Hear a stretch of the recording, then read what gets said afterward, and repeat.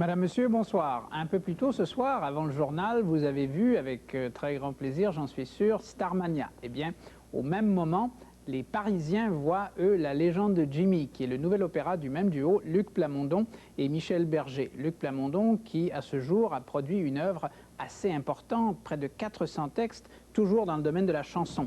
Et c'est ce personnage fascinant que je vous propose ce soir en entrevue. Je l'ai rencontré chez lui, à Outremont. Luc Plamondon, on vient de vous offrir, c'est un membre de notre équipe qui a trouvé ça, qui a déniché ça pour vous, un livre sur le seul amour de James Dean. Et j'ai vu, ce qui m'intéressait, c'était le regard dans vos yeux, la fascination pour James Dean. Elle est profonde, elle est là. Parlons-en un peu de ce personnage, d'abord. Ouais. Moi, cet opéra rock là, que je viens d'écrire, qui s'appelle La légende de Jimmy, au départ, c'était une commande. Il y a 3 ans, on m'a demandé d'écrire un ballet pour Patrick Dupont, qui danserait le personnage de James Dean. Ça aurait été un ballet chanté, que j'aurais fait, donc, dont la musique aurait été de Michel Berger. Moi, j'ai dit pourquoi pas. Je trouvais l'idée intéressante que James Dean soit dansé par Patrick Dupont. Bon. Et finalement, ça a tourné autrement. Bon, Dupont a été nommé à la direction de l'Opéra de Paris. Il pouvait danser ça une semaine ici, une semaine 2 ans après. Moi, Berger et moi, n'avait pas envie de passer 2 ans à écrire un truc qui serait joué 2 semaines. Et finalement, donc, j'ai quand même, avant de donner une réponse, j'ai lu une ou deux biographies de James Dean. J'étais pas plus que ça fasciné par lui avant, mais c'est vrai que ça correspond quand même beaucoup à mon adolescence, bien que ce soit avant, un peu. C'est les années 50 et c'est vraiment une période qui me touche parce que c'est mon adolescence à moi. Donc, mais est-ce qu'il n'y a pas aussi... On disait tantôt, là, quand vous avez feuilleté le livre, vous m'expliquiez, c'est sur Madame Pierangeli, et vous m'avez fait remarquer qu'elle aurait dans la soixantaine aujourd'hui, et vous avez déjà dit aussi que les héros qui meurent jeunes sont les seuls vrais gagnants. C'est bien le cas de James Dean, d'être mort à 24 ans. C'est-à-dire que, pour écrire un opéra rock de 2 heures sur quelqu'un, il faut d'abord il faut de la matière, il faut un sujet, il faut un thème, et il faut aussi une histoire d'amour. Bon, l'histoire de l'amour, elle a existé. Il y a aussi son ambiguïté sexuelle qui était intéressante et qui a fasciné aussi beaucoup. Mais bon, il a eu une vraie histoire d'amour. C'était pour Pierangeli, parce que c'était un amour impossible, j'ai l'impression. Et bon, il est mort peu de temps après dans un accident. Et certains ont élaboré la théorie qu'il s'était tué par amour pour elle. Elle est morte d'une overdose 10 ans après. Donc, c'est en laissant un mot disant le seul amour de ma vie a été James Dean, parce qu'elle avait été forcée par sa mère d'épouser un chanteur italien au lieu d'épouser le voyou qui était James Dean à l'époque, pour cette mère italienne qui avait des bons principes. Parce que Pierangeli était une star avant James Dean. Elle était une star à 20 ans. Bon, enfin, c'est pas ça le vrai. Le sujet, c'est le fait, effectivement, qu'il soit immortel parce qu'il est mort jeune. Et, ça, vous y croyez? Et mon personnage principal, c'est pas James Dean. C'est un jeune d'aujourd'hui, c'est un teenager de maintenant qui fantasme sur James Dean, qui s'identifie à James Dean beaucoup, qui va sur la tombe de James Dean, comme font beaucoup souvent les groupies, et rencontre une groupie qui va être jouée par Diane Tell, et qui donc rencontre une groupie sur la tombe de James Dean, et donc il y a une histoire d'amour parallèle aussi qui se développe, tout en revivant. Ils sont entraînés tous les deux à faire une espèce de trip imaginaire, ou disons onirique, à travers la vie de James Dean, et entraîné par 2 fantômes, l'un étant le fantôme de Pierangeli. Et est-ce que, parce qu'après tout, on vit, ça va se passer maintenant, c'est contemporain. l'action, la jeune groupie et Ça se votre passe, héros. c'est contemporain, ça se passe aujourd'hui, c'est une rencontre entre deux jeunes et deux fantômes dans un cimetière, bon, il y a 18 changements de décor et on part à travers une évocation donc de la vie de James Dean, à travers laquelle le jeune d'aujourd'hui, bon, la question qui se pose, c'est pourquoi son destin, pourquoi le mien, pourquoi...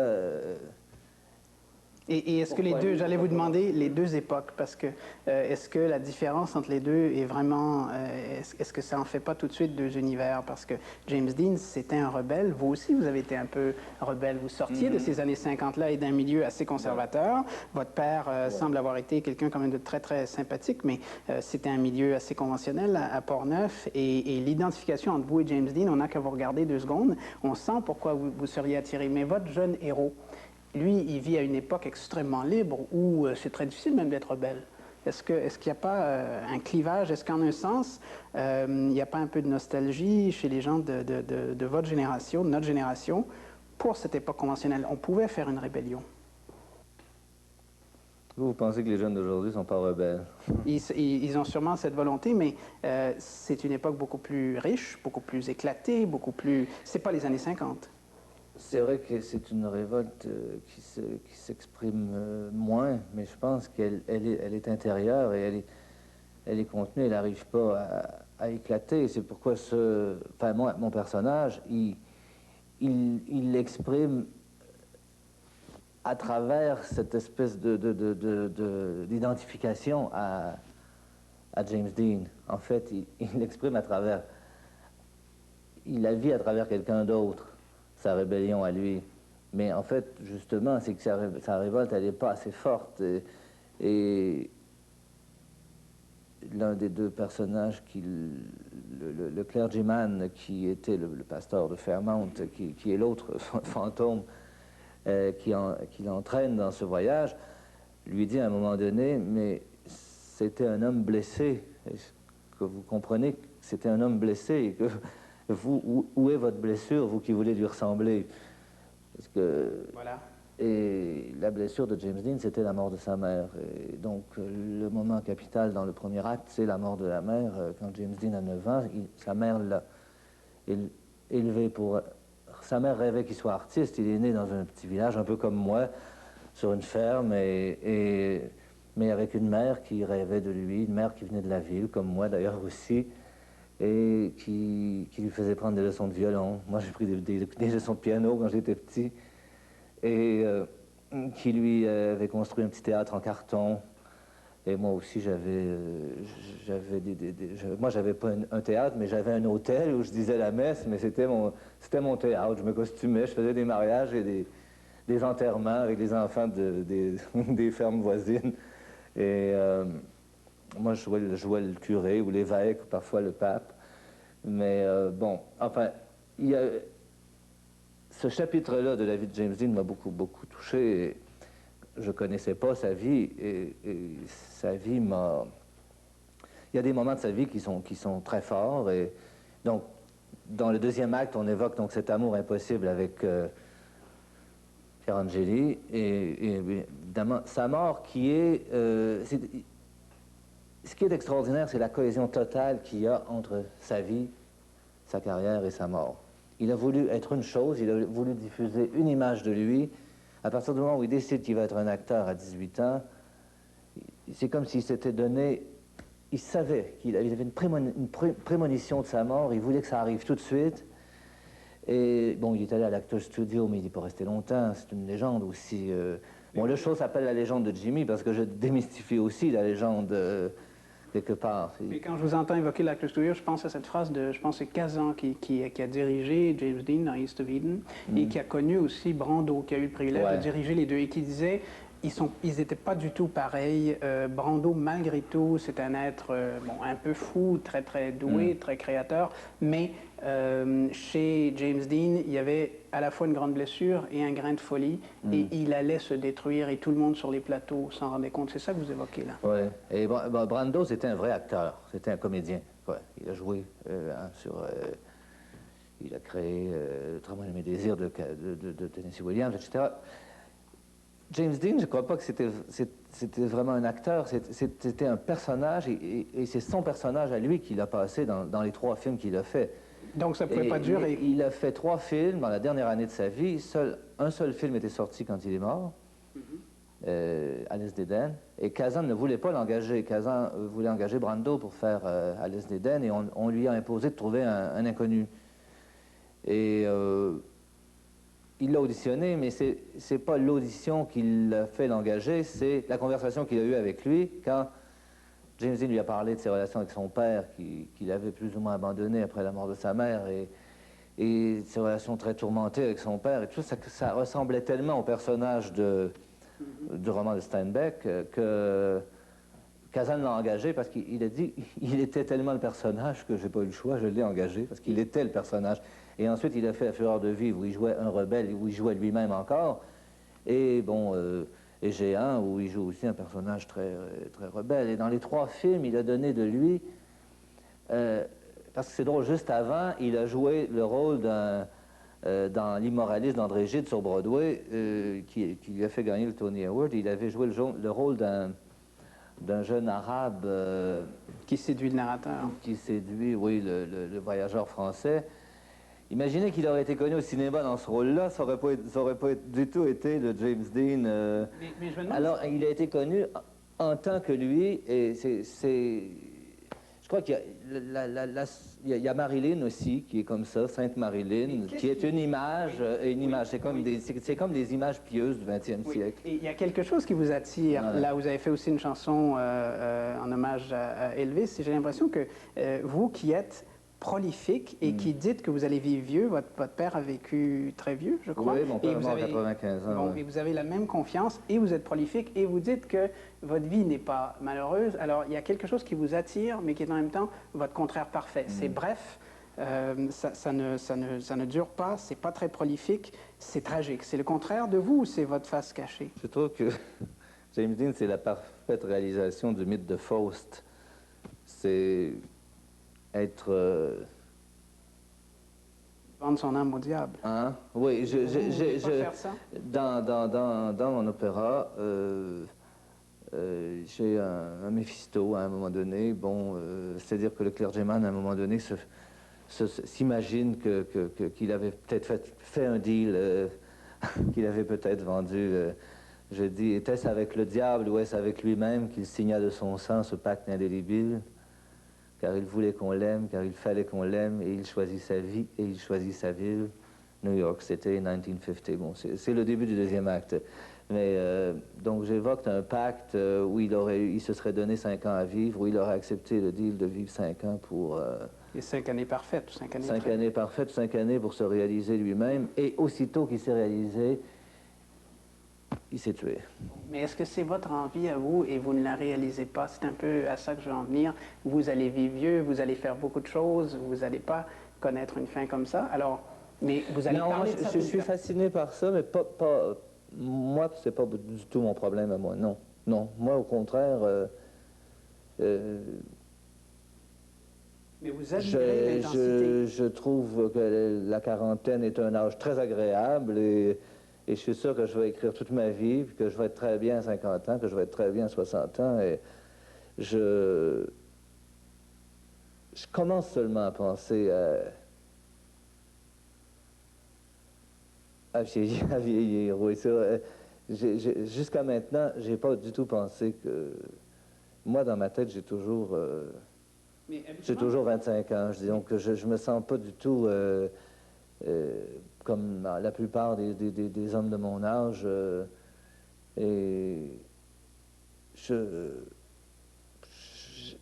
Par contre, j'ai beaucoup côtoyé beaucoup côtoyé de stars, de vedettes, et c'est un problème pour beaucoup. Par exemple, Diane Dufresne, c'était pour elle une angoisse quotidienne, la peur de vieillir. Même chez Barbara, qui a 60 ans, c'est une obsession de rester. Et beaucoup chez les chanteurs, chez les vedettes aujourd'hui, c'est épouvantable. On ne leur permet pas de vieillir. Moi, chez un auteur, je peux vieillir, j'ai pas de problème. Mais avez-vous remarqué que dans vos, vous l'avez sûrement remarqué ou on l'a sûrement écrit, dans vos chansons, si on ne finit pas vite et mal, c'est-à-dire tragiquement, on peut sombrer dans le blues du businessman, on devient call girl, hôtesse de l'air, et on est malheureux d'une façon assez banale. Alors, ça donne pas envie de vieillir. Chez vous, les héros, ils doivent frapper un mur ou ne pas être des héros. Écoutez, les héros, les héros meurent en général hein, dans les opéras, dans les films, les... Sinon, ce ne serait pas des héros. Je veux dire, j'aurais pas écrit le blues du businessman s'il n'avait pas eu en lui quelque chose de spécial. J'aurais pas juste, dans une chanson, décrit la vie d'un businessman de 9 à 5. C'est pas intéressant. Ce qui est intéressant chez mon businessman, c'est qu'il avoue finalement qu'il aurait voulu être un artiste pour pouvoir dire pourquoi j'existe. Hein, bon, il n'y a rien de plus difficile que de faire des chansons heureuses. C'est vrai. Georges Hébert Germain avait écrit un article sur moi qu'il avait intitulé Le blues de Luc Plamondon, et où il disait que pour lui j'étais un phénomène parce qu'il me connaît très bien et que il m'a dit, il avait résumé comme ça, Luc Plamondon est un gars heureux qui écrit des chansons malheureuses. Et il se demandait pourquoi, mais il ne trouvait pas la réponse. Et moi, j'avais dit que, de toute façon, je n'écris pas ma vie, j'écris la vie des autres. Je me vois... Mais alors, Et il me semble que c'est assez évident, comme c'est pas moi qui chante en plus. Mais ce sont vos valeurs, alors. C'est peut-être pas vous, ces gens tragiques, mais c'est ça que vous admirez. Et le businessman qui chante son blues, vous avez un peu pitié de lui. Vos valeurs, c'est vers Elvis, c'est vers Alice Robbie, c'est vers ces gens-là. Mes valeurs, je sais pas. Moi, j'ai un certain talent pour écrire des chansons et je fais des chansons qui touchent les gens. Et les chansons de Starmania, elles ont été chantées par plein d'interprètes différents et toujours, à chaque fois, ça touche le public. Et pourquoi? Parce que ce sont probablement, je sais pas, des paroles simples qui racontent des émotions simples sur des musiques très, très lyriques, très mélodiques, très émotives. Et je crois que j'ai plus de talent pour faire des chansons tragiques que pour faire des chansons olé olé. Il faut... Je ne décide pas ce que j'écris avant de l'écrire. Moi, j'écris comme ça vient. Et malheureusement, vous allez subir des questions. Peut-être que justement, parce que j'ai pas de drame dans ma vie, puis que j'ai pas de... Peut-être que j'aime bien me plonger... ça me dépayse plus de...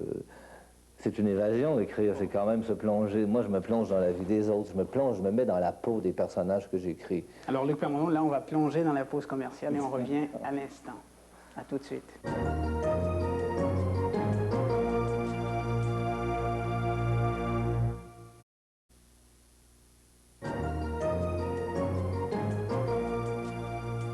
De retour à cet entretien donc avec un homme heureux, Luc Plamondon. Et Luc Plamondon, vous me disiez justement pendant la pause que vous n'avez pas été heureux plus jeune. Alors j'ai vu ma chance. On va vous faire parler un peu de Portneuf parce qu'on croirait au contraire que justement vous êtes sorti de cette campagne absolument bourrée d'énergie et plein d'harmonie. C'est pas ça. C'était une enfance...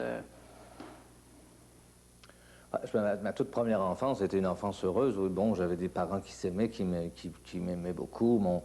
J'ai un frère, Louis Plamondon, là, qui est député, qui fait partie là, du Bloc québécois maintenant, là, avec Lucien Bouchard. Et c'est mon seul frère. Et j'ai une sœur qui, elle, est restée à Portneuf. Mais, mon frère et moi, on avait un an de différence et on était extrêmement différents tous les deux. C'est drôle parce que c'est lui qui voulait être un acteur quand il était petit. Et d'ailleurs, il est convaincu que j'ai écrit le blues du businessman en m'inspirant de lui, parce que... Et c'est pas vrai. Il est devenu businessman. Et maintenant politicien, comme d'ailleurs mon businessman dans Starmania, ce qui est très drôle. Et alors que moi, j'ai été élevé pour faire un prêtre. Tous les soirs, on me faisait mettre à genoux, ma tante Laura, puis ma grand-mère, puis Mon Dieu, donnez-moi la grâce de faire un bon prêtre. Il fallait que je dise ça avant de me coucher tous les soirs. Mais est-ce que vous y croyez? Ben, j'ai fini par y croire. Et bon, j'étais premier de classe au village, et le curé du village a dit à mon père, il faudrait l'envoyer au séminaire, ça nous ferait un bon prêtre. Alors là, les vœux de ma famille étaient réalisés.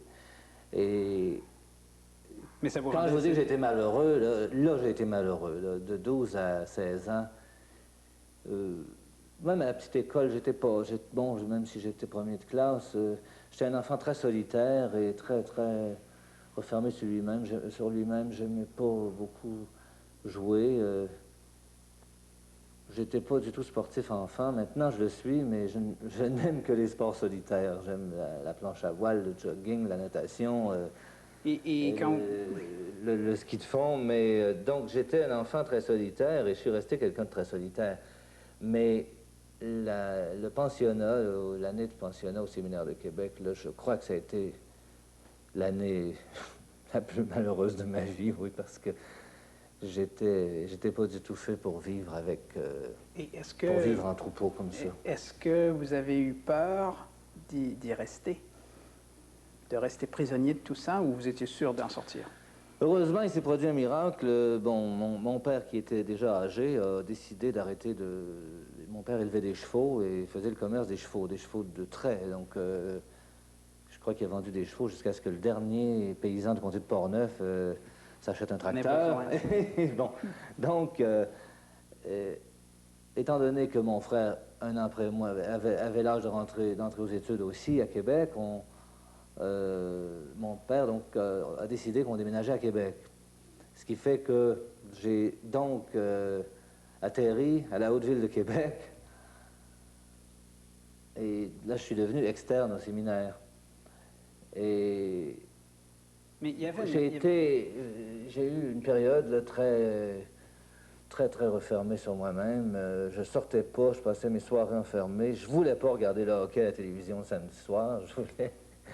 Je regardais les téléthéâtres, tout seul, parce que bon, le reste de ma famille ne regardait pas les téléthéâtres. Je crois que ça a été très important pour moi dans ma vie, les téléthéâtres de Radio-Canada.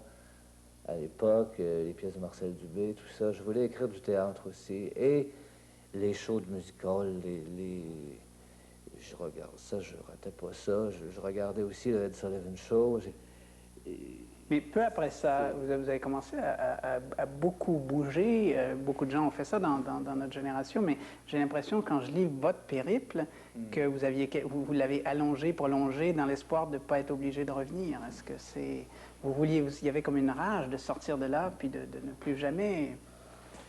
C'est ça, vers l'âge de 17-18 ans, j'ai trouvé mon indépendance, ma liberté. Je me suis... J'ai eu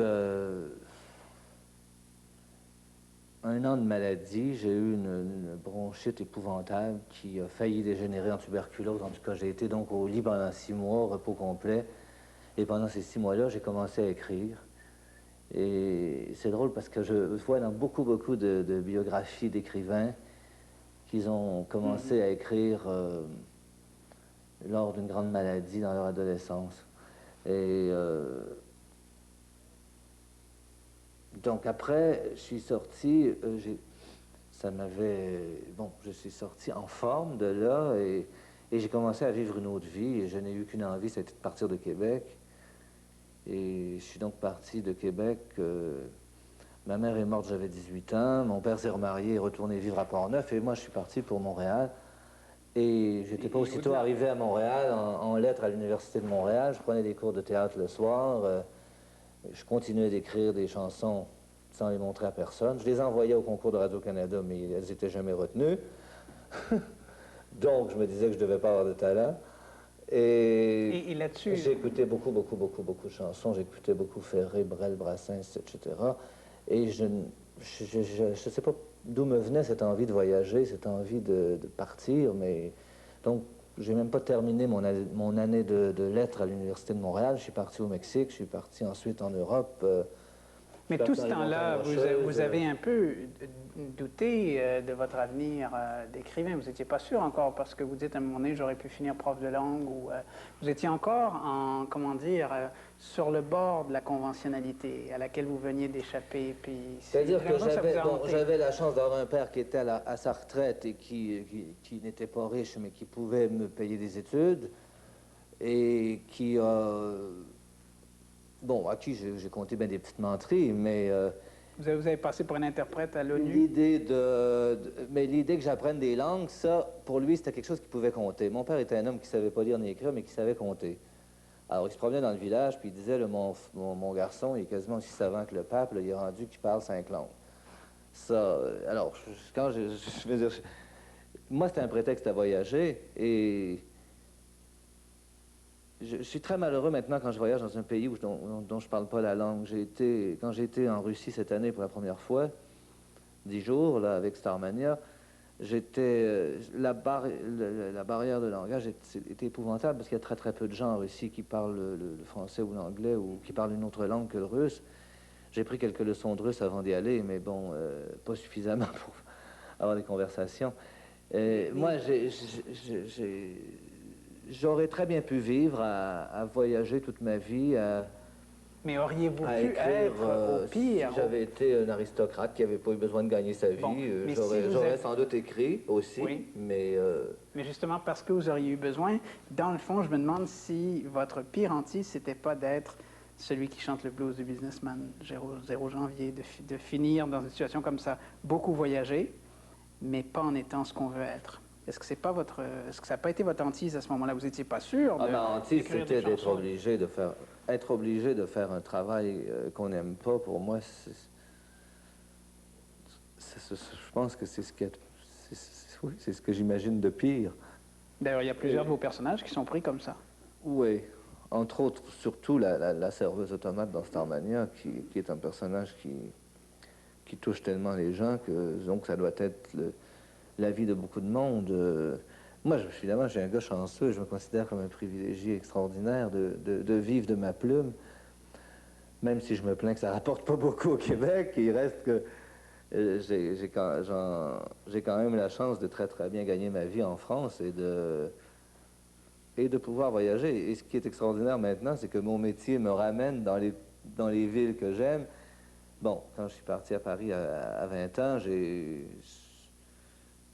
c'était une deuxième vie pour moi. C'est comme si...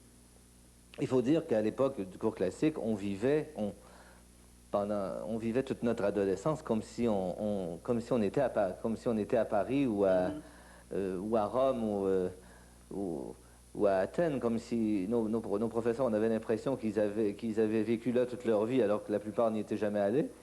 Mais je suis arrivé à Paris, c'était comme un aboutissement naturel, et je me suis senti chez moi tout de suite. L'année d'après, j'ai été à Londres, qui est la ville que j'aime le plus au monde. Et maintenant, mon métier me ramène à Londres, puisqu'on va faire Starmania en anglais. On est en train de faire le Starmania en anglais pour le monter l'année prochaine et faire le disque. Et donc, je vis beaucoup à Londres depuis 1 an. Mais malgré ce bonheur, cette chance accumulée, c'est effectivement merveilleux. Il vous reste, je pense, et vous avez évoqué tantôt la question de ce que ça peut rapporter ou ne pas rapporter au Québec, et on connaît votre fermeté là-dessus, et la colère à laquelle ça a donné lieu. Cette colère-là, c'est pas un relent de l'outsider encore qui vous reste, c'est encore une rébellion contre un système quelconque que vous trouvez injuste. Parce que vous ne faites pas ça pour vous, dans le fond, vous faites ça pour tous vos collègues. Oui, puis il doit y avoir aussi quelque chose je crois que ça nous vient quand même de notre père, parce que mon frère aussi, en ce moment, est un rebelle en politique. Et ça m'avait beaucoup étonné, moi, que mon frère devienne député conservateur à Ottawa. Je ne trouvais pas que ça lui ressemblait, même s'il était devenu un businessman de Sorel. Il était toujours... Là, ce qu'il fait en ce moment, ça lui ressemble plus. Et ça ressemble beaucoup à... Mais cette colère-là, ça ressemble beaucoup à mon père. Bon, et ça vous montre comment, au nez, la moutarde? Ça arrive comment? Vous vous indignez, vous y pensez longtemps, puis un jour, vous décidez de faire un coup d'éclat? Je je n'avais pas décidé de faire un coup d'éclat. Oui, j'accumule beaucoup. Moi, j'accumule beaucoup. Je ne suis pas quelqu'un qui se fâche souvent, mais quand je me fâche, c'est épouvantable. Les gens ne le croient pas en général quand je me fâche parce qu'ils ils sont habitués à me voir plutôt comme je suis en ce moment. Et ici au Québec, parce que je me suis fâché une fois à la télévision, les gens s'imaginent que je suis tout le temps fâché. Ils sont toujours étonnés les gens qui ne me connaissent pas, qui me rencontrent dans la vie, leur réaction, ah bon, vous n'êtes pas comme on vous imaginait, vous êtes tellement plus doux, plus relax, les gens s'imaginent Et à cause que je suis tout le temps enragé. Je ne suis et pas un enragé perpétuel, mais j'ai une rage en moi, c'est vrai. J'ai une rage en moi et c'est pour ça que je pense dans le personnage de James Dean, j'ai eu envie d'écrire quelque chose sur ce personnage-là parce que c'est un personnage qui avait une rage en lui. Et mon père était quelqu'un qui avait une rage en lui. C'était un être extrêmement indépendant. Il ne fallait pas qu'on lui marche sur les pieds. Et vous qui faites des chansons, donc quelque chose de très bref, je me demande si ce que vous voulez saisir, on va devoir terminer là-dessus, c'est pas justement ces très beaux, brefs moments qu'il y a eu dans le jeu de James Dean, dans Géant par exemple, quand il imite l'avion qui atterrit, pour dire qu'il atterrit par avion, ou quand il fait pousser les fleurs dans L.S. d'Éden et il court dans le champ de fleurs. Si c'est pas ça le cœur de votre œuvre, finalement, saisir quelque chose de très bref, de très beau et le communiquer. Oui, c'est une bonne définition. C'est vrai que moi, j'aime écrire des moments, des choses brèves, même quand j'écris un opéra rock, je l'écris moment par moment, et donc, des fois, je me dis pourquoi je n'écris pas que des chansons, finalement, parce que pourquoi je me donne tant de mal à écrire des spectacles de 2 heures, mais j'ai vraiment envie maintenant d'écrire que des comédies musicales. Parce qu'il y a aussi dedans, il y a des chansons, mais il y a une dimension en plus qu'il n'y a pas quand on écrit que des chansons de 3 minutes. Et alors donc, Luc Plamondon, comme vous allez vivre très vieux, on en aura plein la vue, plein les oreilles. Merci, bonne chance. C'est vrai que je vous remercie.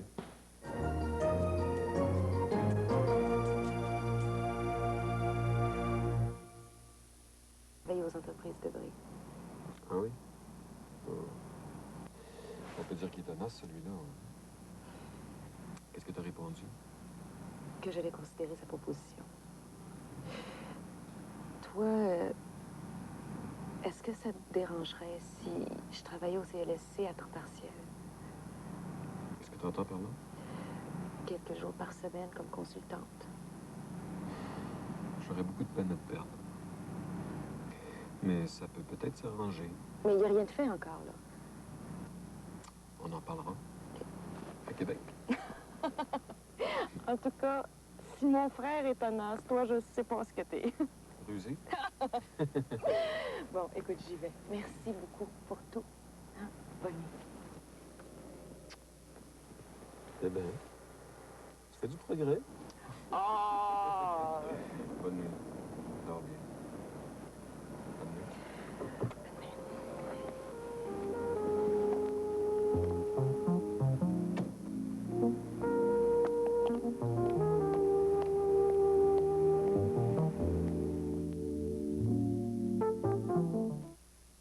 Comme beaucoup de gens, vous tentez sûrement de manger le mieux possible. Mais lorsque vous cuisinez avec ceci, ou même avec ceci, vous ajoutez peut-être du gras ou des calories inutiles. Adoptez PAM, l'enduit anticollant en vaporisateur. PAM ajoute seulement 5 calories, pas de cholestérol et rehausse la saveur naturelle des aliments. Alors à vous de choisir, ceci ou PAM. Parce que votre façon de cuisiner est aussi importante que ce que vous mangez. PAM, ozone sûreté.